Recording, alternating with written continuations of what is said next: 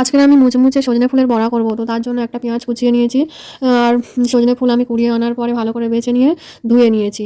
ধুয়ে নেওয়ার পরে এবার এর মধ্যে দেবো লবণ, হলুদ গুঁড়ো আর বেসন দিয়ে ভালো করে মেখে নেব। তো বেসন যতটা লাগবে দেবো, আর একটুও জল দেবো না। জল না দিয়েই মেখে নিতে হবে ভালো করে টাইট করে। তো আমি এইভাবে করে মেখে নিচ্ছি। সজনে ফুল একটু তেঁতুলে খেতে লাগে, তো এর গুণ আছে প্রচুর। যে কোনো জিনিস গুণ থাকলেই তো একটু তেতো ভাব হবেই। তো এইভাবে করে বড়া করে খেলে এর গুণাগুণ প্রচুর, আর মুচমুচেও হয়। আর যে খুব তেতো লাগে তাও না, বড়া করলে তেতো ভাবটা কেটে যায়, তো খেতে ভালোই লাগে।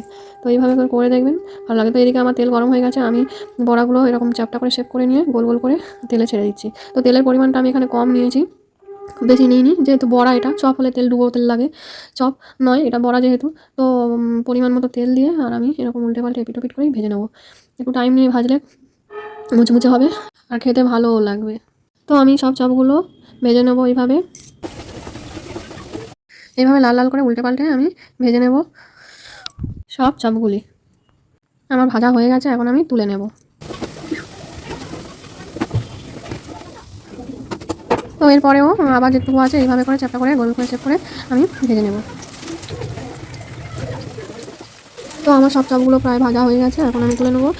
ভিডিওটা যদি ভালো লেগে থাকে লাইক কমেন্ট করে চ্যানেলটাকে সাবস্ক্রাইব করে পাশে থাকবেন।